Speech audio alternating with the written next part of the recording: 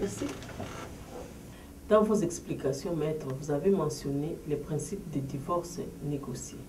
Est-ce que cela veut dire que je dois négocier avec mon mari avant de me séparer de lui? Au Canada, dans un divorce négocié, vous et votre mari travaillez ensemble afin de régler les questions litigieuses, les points litigieux. Et quels sont les points litigieux? Alors, ce sont les points concernant vos enfants et vos ressources financières qui surgissent à cause de la fin de votre relation. Je ne veux pas me séparer de mes enfants. Quant au bien, je n'ai rien car tout appartient à mon mari. Si votre négociation réussit, il en résultera un rapport de séparation qui est obligatoire en droit pour vous et pour votre mari.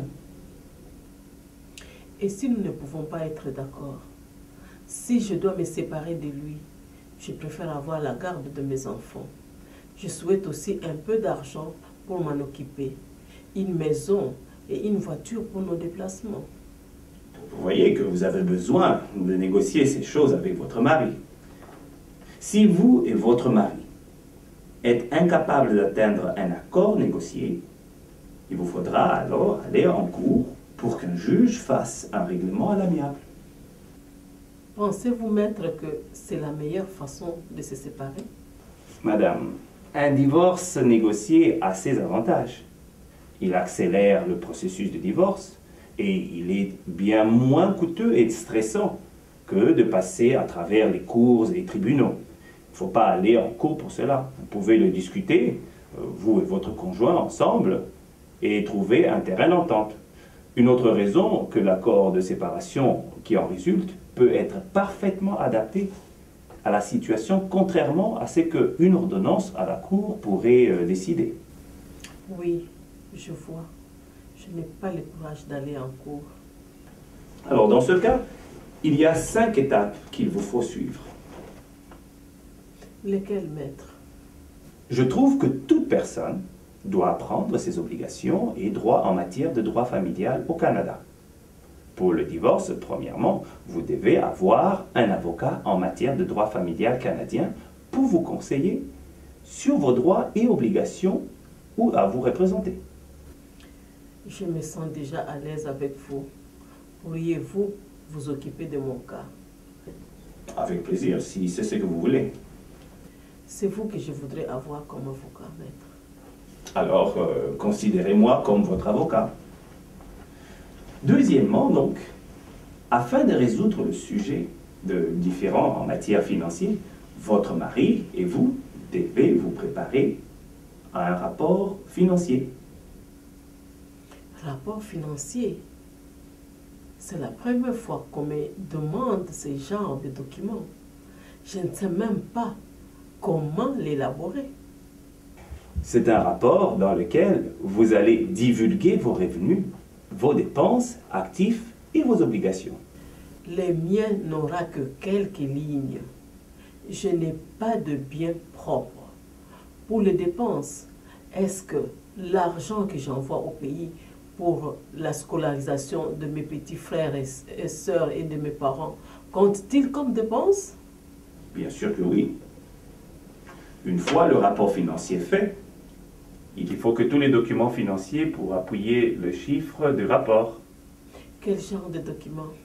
Ce sont les factures, les relevés bancaires, les talons de chèque, les reçus, les quittances pour l'envoi de l'argent au pays, par exemple, etc. Seigneur, je suis tellement désorganisée que je ne pense pas être capable de rassembler ce genre de documents. Les documents financiers sont très importants. Vous devez vous y mettre dès à présent, n'attendez pas un autre moment, car il faut absolument que vos rapports financiers et la documentation qui les accompagne soient précis et le plus complet possible. Ils constituent la base de la prochaine étape. Parlons-en justement de cette prochaine étape. C'est laquelle?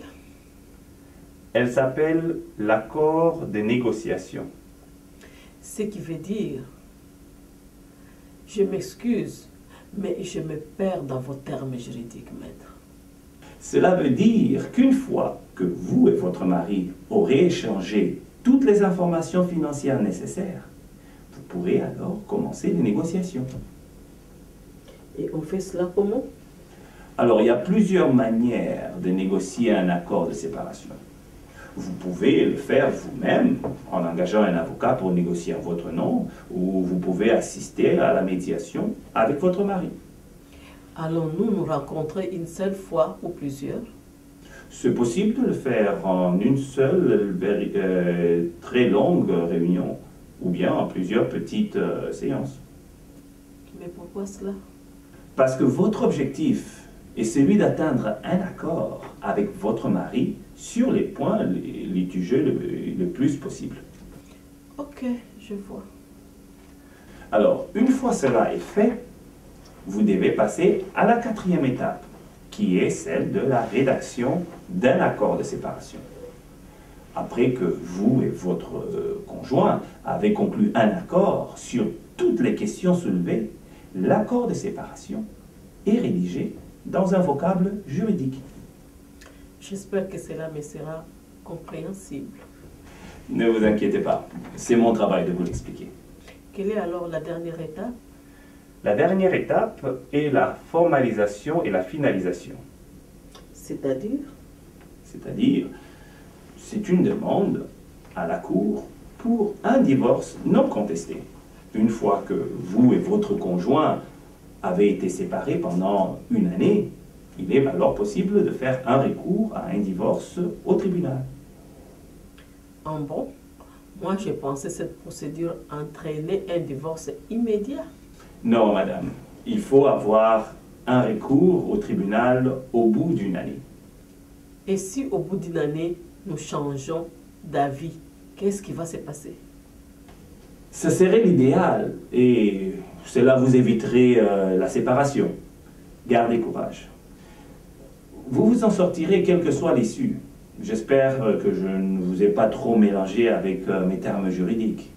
Sans vous mentir, avec vos termes juridiques, on a beau parler français, mais on a l'impression que vous parlez une autre langue. Ne vous inquiétez pas, je suis prêt à réexpliquer le terme juridique autant de fois nécessaire jusqu'à ce que vous puissiez le maîtriser. Merci, maître.